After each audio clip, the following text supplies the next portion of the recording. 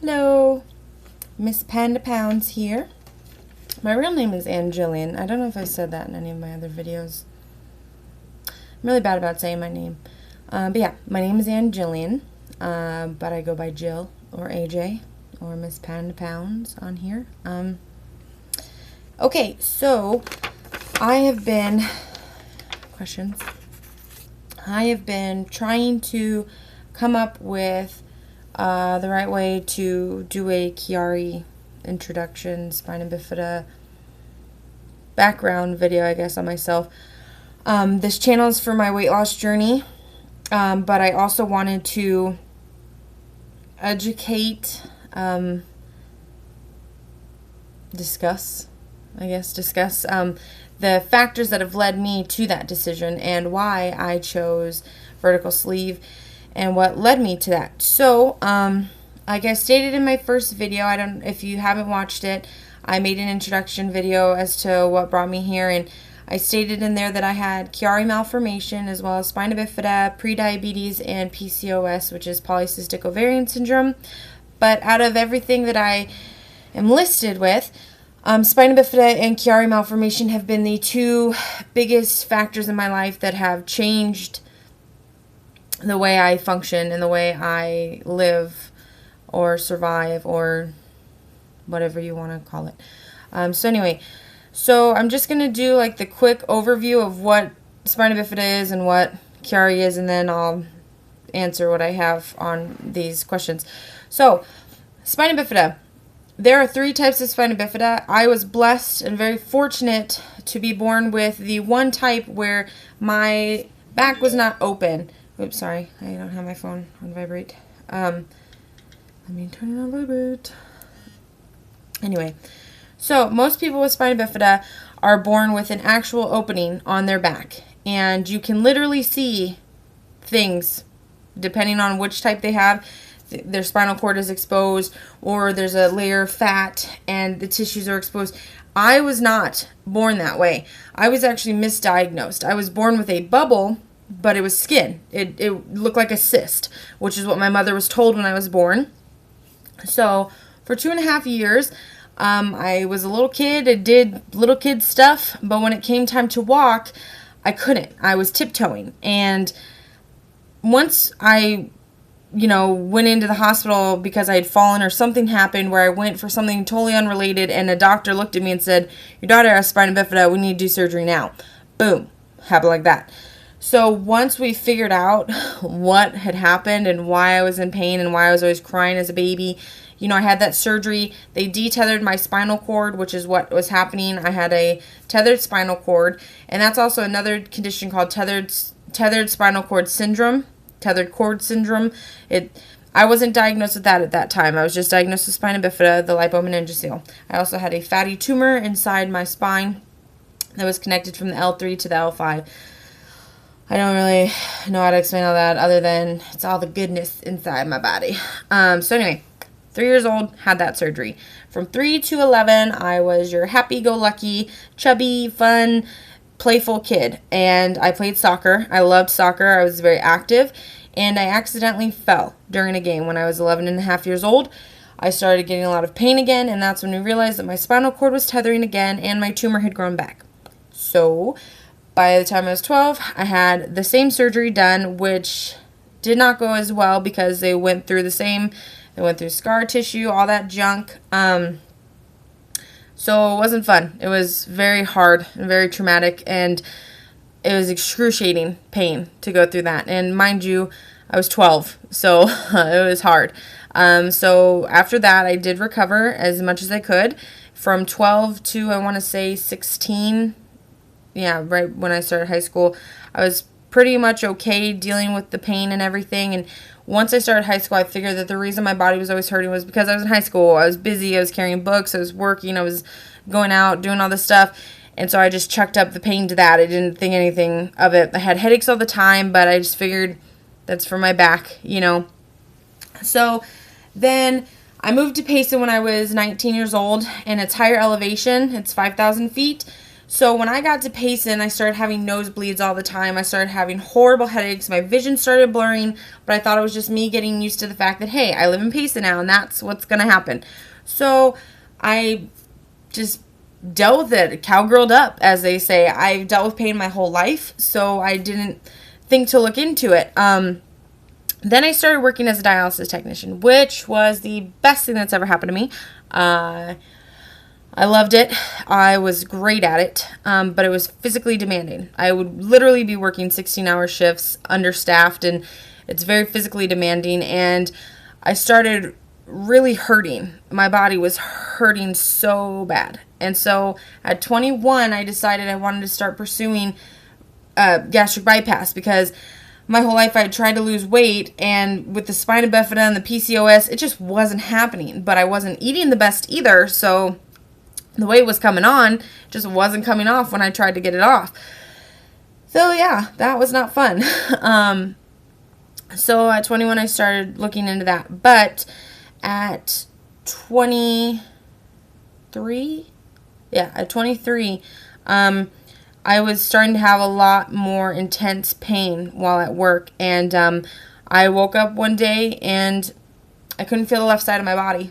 I thought I had had a stroke. I was laying in bed in so much pain on my right side, and I couldn't feel anything on my left side. So we rushed down to Phoenix. I thought it was something with my spina bifida. They told me, you know, everything looks the same. You've got your tumor, you got all that, but nothing new. So we didn't know what to do. They told us to follow up with a man named Dr. Kakarla, who will later become my saving grace. So I met with this man, and I had to have some tests done before I went in. So they had me do an MRI scan of my thoracic and everything, lumbar, everything. And I'd never had a brain scan done. And I thought it was so weird. I was like, whatever. That's one thing I know is not wrong. Like, I got a good brain. So anyway, I went in to meet this man, and this guy comes in, and he's like, oh, Jill, nice to meet you. My name's so-and-so. I'm Dr. Kakarla's assistant. As you know, you have CHIARI. No, sir. I don't know what that is. So my mom straight up starts Googling it, and that's when my world changed. So Dr. Kakarla came in, pretty much threw it out there, said, hey, we found some stuff when we did your brain scan. Your spinal cord is literally being pulled down at the base of your skull, and that's why you're having all these headaches. So we need to fix that. And that's when he started talking about my back and said, hey, we can't go back in where they've gone before. It'll fuck you up. Sorry for my language. I cuss a lot. Dang it. I thought I was doing good on that on this channel. Sorry. Anyway, if I cuss, I'm so sorry. But I have the tongue of a sailor, and I've tried so hard not to cuss on this channel, but it's my channel. So I guess cussing's about to happen. You know, sorry. Especially when you talk about this stuff. Anyway, so we talked about doing a surgery called a vertebral shortening, where they literally took a vertebrae and shaved 80% of another one and then implanted titanium rods and screws into my back. And the hope of that was that it would give my spinal cord more room to fluctuate.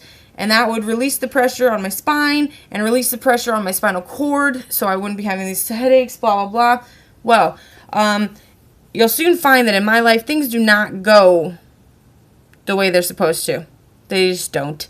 So that didn't really work. I spent a month at my grandmother's house, and after a month, my back reopened. Like, literally, floodgate. I thought I was dying. I thought I was bleeding to death.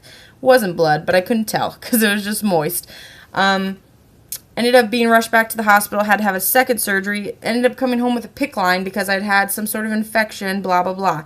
Long story short, after that surgery, I started having spasmodic seizures where I can literally be talking to someone and my body decides it's going to tense and it's going to spasm and it's going to feel like my whole body's on fire. And that is such a painful experience. I can't even begin to explain what it feels like. It literally feels like I'm on fire and someone can just watch me sitting there and say, hey, kind of look like you don't feel good. If you only knew how it felt on the inside. Anyway, I started having those. I started losing my vision. My vision blurs. Now they found that I have a mass on my ocular nerve. So when I do have these tremors, seizures, whatever you want to call them, some people say they're not real, whatever. This eye bulges because there's a mass in here, and when it's strained, it literally puffs out. I try not to drive more than 5 minutes at a time. Excuse me, sorry, because I've blacked out before on the highway up to Payson, and that was a very traumatic experience. But anyway, so it didn't work, and so then they brought up the option of brain surgery, and I was like, no, I'm 24 years old, I'm not about to have that, sorry. But things got worse, and I started trying to do pain management with narcotics through my doctor prescribed, and steroid injections into my brain, and it's just been one thing after another of hell and pain and awful things. I haven't been able to work since then, like I said in my other video. So now I've had to come to the conclusion and the decision that I do need to have the surgery. So I'm having this vertical sleeve in hopes that with 100 pounds off me and the brain surgery, I will be able to function. And I know that I keep saying that word function, but if you only knew how much I just want to be able to function, you would understand why that's literally the word I go to every time, because that's all I want. I don't want to be some triathlete. I don't want to be some gymnast. I don't want to go horseback riding into the sunset. I just want to function. I want to be able to go through one fucking day without crying in pain. I want to be able to walk to the fucking mailbox without feeling like my back is going to give out at the age of 24 fucking years old. That's what I want. I want to function. And when my Uncle Bruce wants to do things and wants to go bowling, I want to be able to say, okay, let's go bowling. I want to do things with him. Instead of telling him I can't, I'm sorry, not today, babe, I don't feel good. He hears that every damn day. And I'm so tired of it. I'm so tired of it. And so that's where I'm at. So January 8th, supposed to be having this surgery. Hopefully by then I'll be a couple months out from the VSG, and hopefully my life will start making fucking sense. And yeah, so I'm sure I left a ton of shit out, but I just had to get this video done and over with because it fucking shit. Sorry. Told you. Ugh. Anyway, if you have any other questions, or if you don't know what it is and you've just heard it for the first time, please hit me up. I want to help others. If you've got pain that you don't know what it's from, if you're like, oh fuck, my head hurts all the time, maybe that's what it is, contact me. Let me help you. Let me give you the things that have been given to me so that you can take back your life, because I'm so fortunate that I found who I found, and I'm going to get my life back. I am. And I would love to help anybody else who feels the need to do something for themselves too. So you deserve it. You deserve to live the life you were destined to live. I fully believe that. So hit me up. Let me know, people, if you have any questions. Till then, keep it classy. Don't cuss.